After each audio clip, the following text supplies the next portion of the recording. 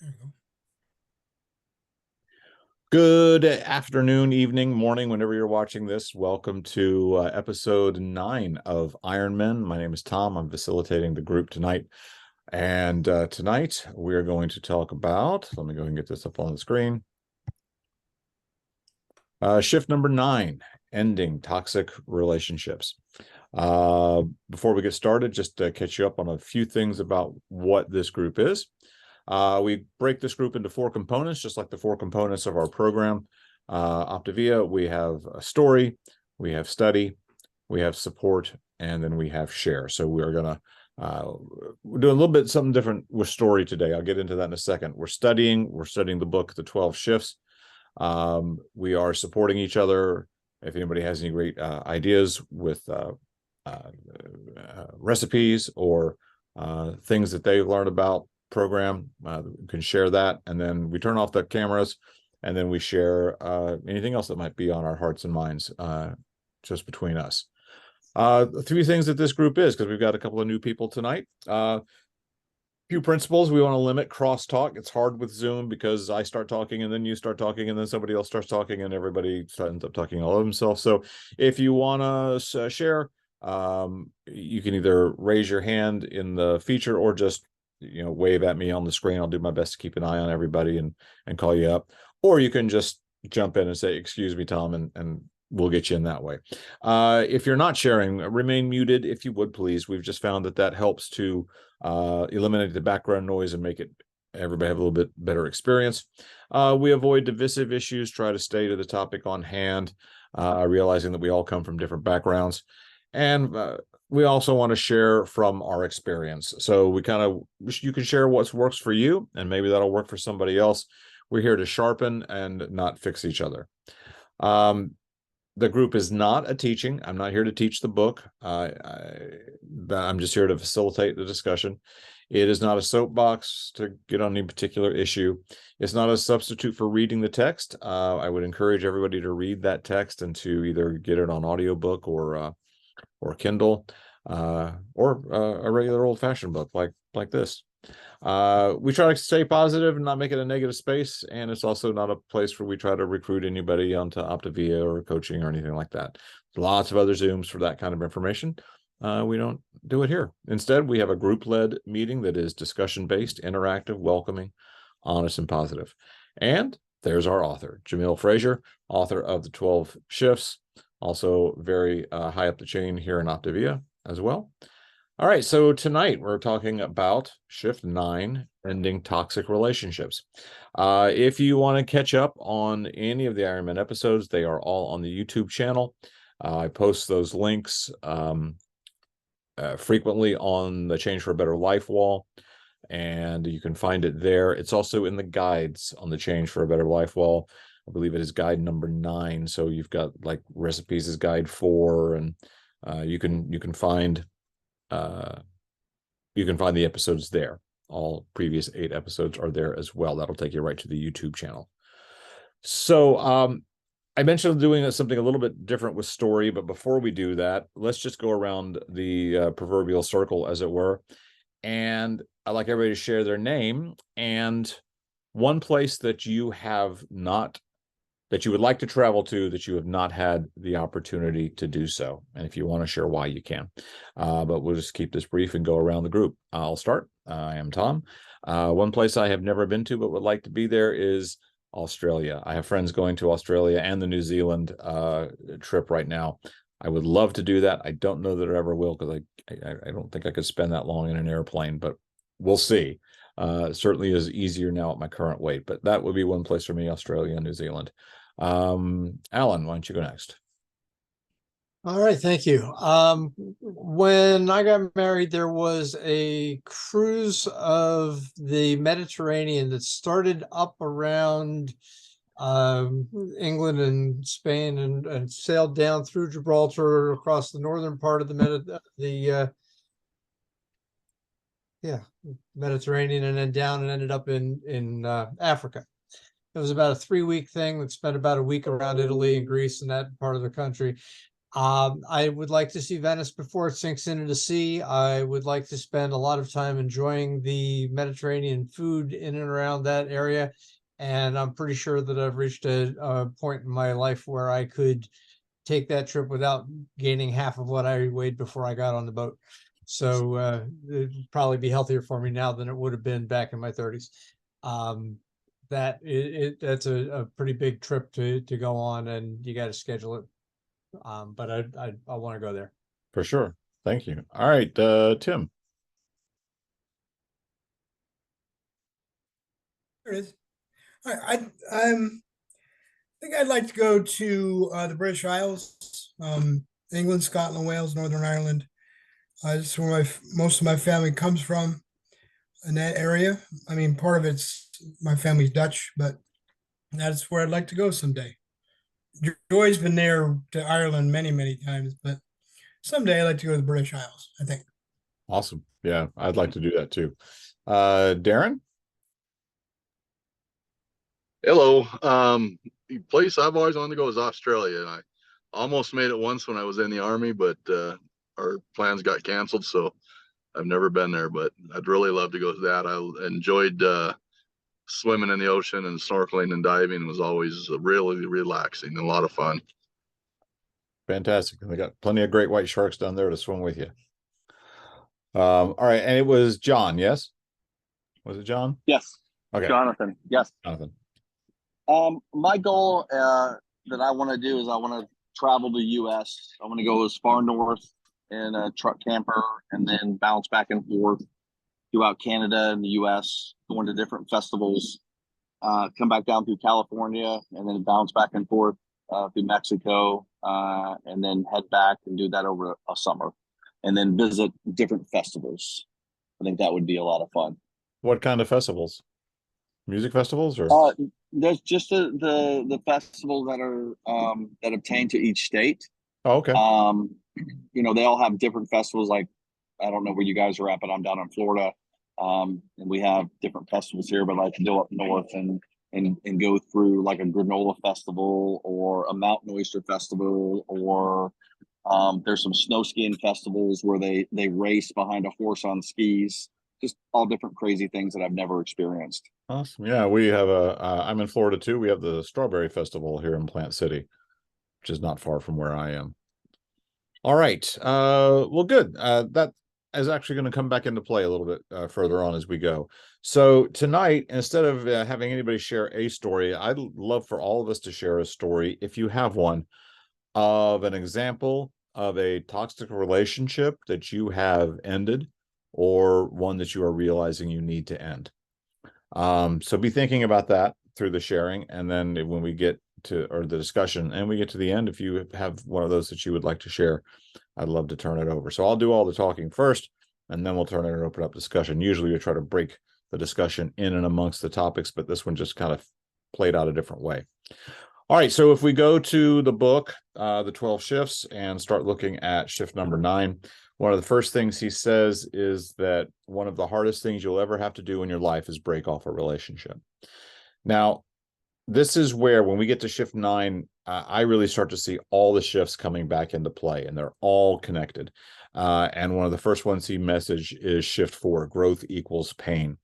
So if you are in a situation that is not allowing you to grow, it may be that you need to endure some pain and break that off. He says, as human beings, we have a fundamental desire for safety, comfort, and community, but often we need to painfully break ties and rearrange our social circles for our own greater good. And that's part of the realization that I think we'll try to come to in this chapter. So the first thing he lays out is poisonous belief systems. And these are intentional sometimes, but more often than not, they're unintentional. People who are wanting to help us, they're trying to maybe think why this might not be good for us. They try to talk us out of doing it, but it really kind of ends up being sabotage. A lot of times, he says that change, if they're coming out of a place of fear and self-preservation, saying that if that change happens to them, what will it mean for me? And then he talks about the ideas of tribes, and that leaving the tribe always comes with a cost. There is always a price to be paid. He tells the great story of the crab bucket, and if crabs trying to get out of the bucket, and other crabs will try to stop them from getting out of the bucket. I don't know if anybody's experienced that before in real life, but it kind of did ring some bells with me. Of people trying to, don't leave the tribe. But he sums it up by saying, but if you are committed to fulfilling your dreams, then it's impossible to stay where you are. You have to grow. Which is super true, but super hard to do. So the next he talks about, okay, so if you're going to break these relationships, you need to do them with above the line behavior. He says, by practicing empathy, love, and understanding, this is a fantastic opportunity to practice your leadership and service skills. Because it's hard. It's hard to have that conversation. But I think in Optavia, we're pretty familiar with the concept of living above the line. But just in case we're not, he talks about the invisible line of being. And on one side, above the line, we have openness, curiosity, learning. There are helpers, there are motivators, and there's optimists. Below the line, we have limits, we have fear, we have closed minds, controllers, and pessimists.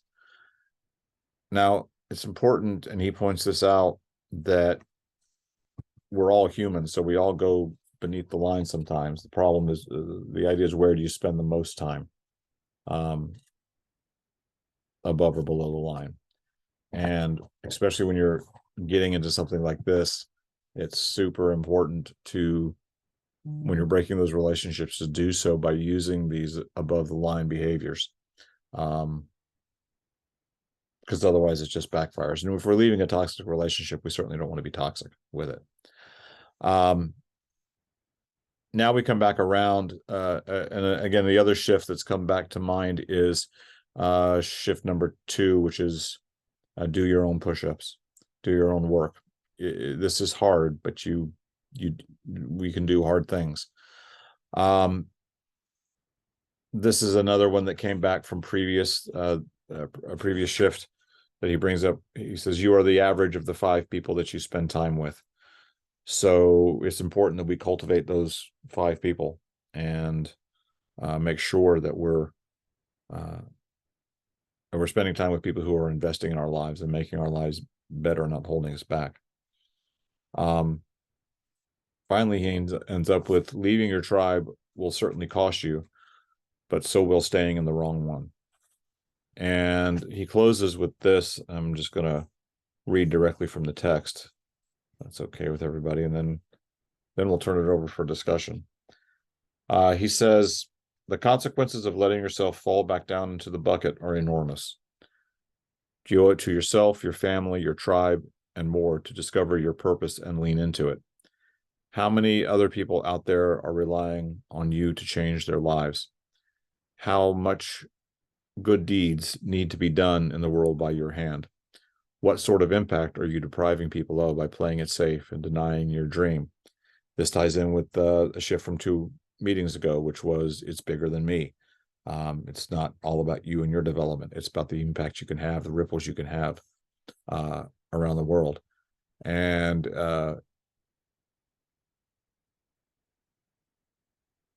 that takes us, that's it. So that's the chapter in a nutshell. And now I would really like to turn it over to somebody else, because that's a lot of me talking. So let me get your thoughts on the chapter, if everyone has had a chance to read it, or just on what we're talking about today. Feedback on the chapter, thoughts on relationships you've had to end or realize that you need to end. Who would like to go first? I'll go ahead now. This came to my mind when I started thinking about that, the crab, pulling them back into the bucket. And that's, people that, are involved with certain things that aren't good for them, whether it be drugs or whatever, they see their friend, or even, I don't know if you mentioned gangs in there about the Yeah, Bloods and the Crips, I think. he does. They'll try to pull you back in. But there's an illustration I learned that's kind of the reverse of that, I guess, is you have a bunch of coals in a fire. Okay. You pull one coal away from the rest of the fire, it's going to die out. Mhm. But if you come back into the fire, you're going to warm back up. So that's kind of the opposite of the crab thing. You're part of a good group that are not toxic relationships, and you go away from that good relationship. You're going to head down a road, you don't want to go down. So it's kind of the two opposite illustrations, but the same concept, I think. And that kind of popped in my head. So Yeah, and I think, the key of that is what you said, that it's not toxic.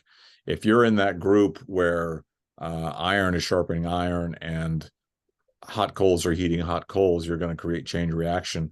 One coal can generate so much heat, but if you put all those coals together, they generate exponentially more heat. You become greater than the sum of your parts by being with those, those people who do make you better, who do challenge you, who do pour into your lives. You're the product, the average of the 5 people that you spend time with. If you're spending time with 5 hot coals, that's going to be a lot better than spending time with 5 grabby crabs that are trying to hold you down. All right. Yeah. Good dichotomy there between the two. Somebody else got a story that they'd like to share or feedback on the chapter. Oh, I haven't read the chapter yet. I'll have to get that book, but I had a situation 7 years ago where I had to clean my toxic bucket out, and I had to get rid of a business partner as well as a wife of 23 years. And I had to rebuild my entire company. But once I was able to get those toxic people out of my life, I was able to rebuild and double my company within the last 7 years. I understand about toxic relationships, and it's difficult to step up and get rid of them. And it just took a while where I finally said, I'm done with this. And I really didn't care about the outcome at that point. I could go from 15 employees to 1 if it had to be, but I had to get rid of everybody. And I'm thankful that I did that today, because my team now is stronger than it's ever been. And the folks that are on my team have seen what I went through, and it makes them even stronger and to push forward to make this company even better. That's awesome. That's some hard work. Good on you. Yeah, and I think one of the hardest things about toxic relationships is knowing that you have one. A lot of times we just accept behavior as normal, and this is just the way they are. And, you just have to put up with it because they're family, or they've been your best friend forever, and sometimes it takes people from outside to say, hey, you know what, this person's not good for you. It's not working out. My story that I want to share tonight, though, I think I do fairly well to avoid these relationships and have had to end a few, but the hardest one was my best friend. He was my best man at the wedding, at my wedding, and he was an alcoholic. And I mean, we go back to college. I mean, we were 19, 20 years old, just being ridiculous. If YouTube had been a thing back then, we would have been legends, because we worked in a video studio and we made our own videos, and they're all on VHS. But I probably should burn them because they're something. But anyway, we stayed friends after the wedding. We were friends for 20, 25 years or so, and his drinking would come and go and ebb and flow. And I get calls from him at 4 a.m, and I'd have to go get him, or when his second wife would kick him out of the house and he'd be in a hotel and I'd have to go and help him detox. And there came a time where he moved away. He decided it was best for him to move away, but we still kept in touch. And then he came home back into this area, and he didn't let me know. And that really hurt me, because he said, well, I just came to see family. And I'm like, dude, if we aren't family, after the amount of times that I have come to your aid and have, held you when you were throwing up and shaking, then I don't know. And it was just causing me so much pain and regret that I was just like, this has to end. And I told him, I said, I'm cutting you out. I can't do this anymore. And it was hard. And there are days where I still want to reach out to him and see how you're doing. But in the end, I think it was probably the best thing for both of us. So that's kind of my real life application of what I did here. I wish I'd read this book before I had to do that, but that was a long time ago. All right. Alan, do you have something? Yeah, I've got a couple. So my wife and I both do coaching, and one of our friends did work with both of us at one point. Actually, it was a mother and daughter who together lost more weight than what I weigh. Dramatically changed their physical appearance, had taken charge of their lives in getting healthier that way. And at one point, turned to my wife, who they had known first, and said to her exactly the kind of words that are in the chapter where Jamil's friends are talking to him. We don't want you to coach us. We just want you to come and eat ice cream with us and go out and hang out. And don't coach us anymore. It was a very, very clear parallel. This book is saying this is exactly what's going on here. And to an extent,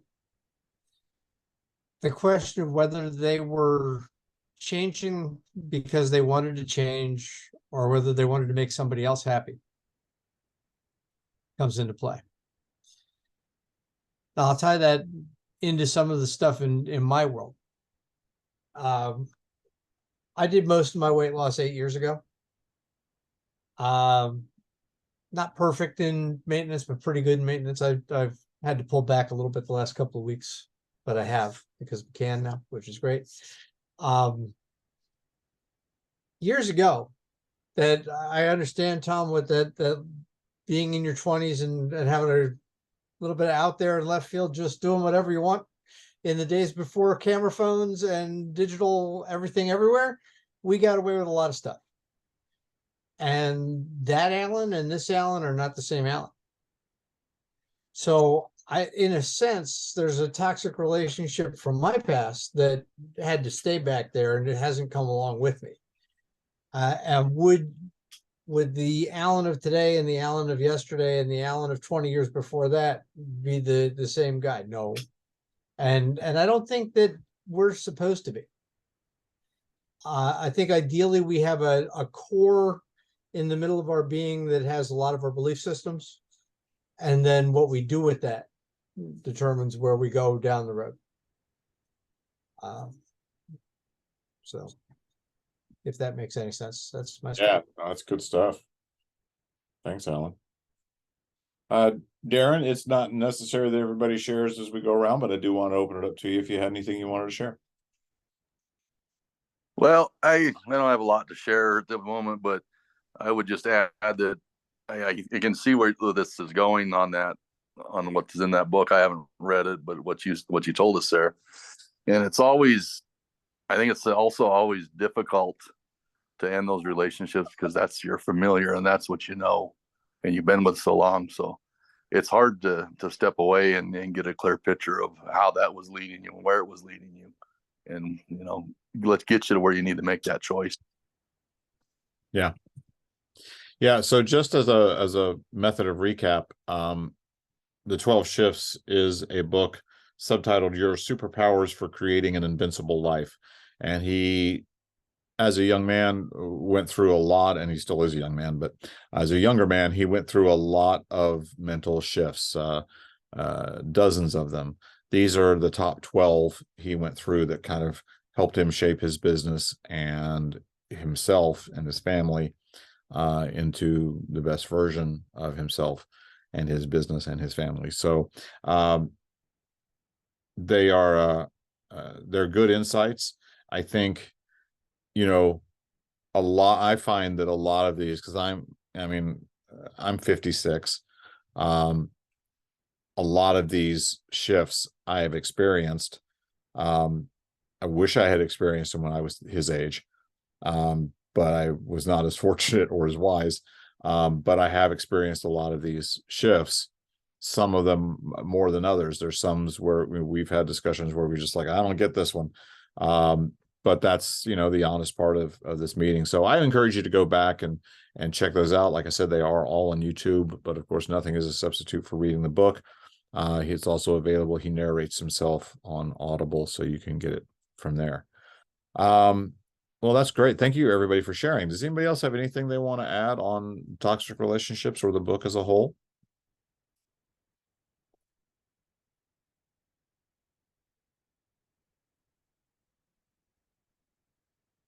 All right. Well, next time we get together is Thursday, March 16th. And it'll be shift 10, find your 12, which is all about making your team, and finding those like-minded people around you. So we will get into that next week. I didn't come up with a recipe for this week. Anybody got a favorite recipe that they made this week? I have something I like to make. One before I got healthy, potatoes were one of my favorite things, whether baked, mashed, home fries, whatever. So what I do now for the texture of potatoes, I do roasted radishes. And I generally do them like with my eggs in the morning. I'll season them up with a little canola oil, use the canola oil, little paprika, crushed pepper, garlic mix I made up. Put them in the oven at 375 for 40 minutes. Then I just kind of toss them in with my eggs. And they just, I'd probably do them maybe once a week, because they just it's funny. We think of radishes as being hot, but when you roast them, I don't know what happens molecularly or whatever happens, but it doesn't have that heat you think with radishes, but they're very good. And that's kind of taken my want for potatoes to use radishes and substitute something better. Same thing with spaghetti squash. We don't do pasta anymore. We do spaghetti squash. That's one of the things I like to do. Joy doesn't like them, but I do. So I do them for breakfast, and they actually are quite good that way. Yeah, we do them in the air fryer. Okay. And they're pretty good in there. We like spicy stuff, so I'll throw some different seasonings on them. The pasta, we use pasta zero, which is a shirataki. It's not a mushroom. It's a root vegetable, Japanese. And some people have issues with the texture. It doesn't smell great, but when you rinse it off and prepare it right, it's great. It's pretty much like pasta, because I try to avoid that as well. All right, well, that's two good things. Thanks for sharing that. All right, so I'm going to go ahead and stop the recording, and then we can talk about anything else we need to talk about after that. I do want to thank everybody that tuned in or is watching on rewatch, and like I said, go back and check out all those other videos. We'll see you on the 16th.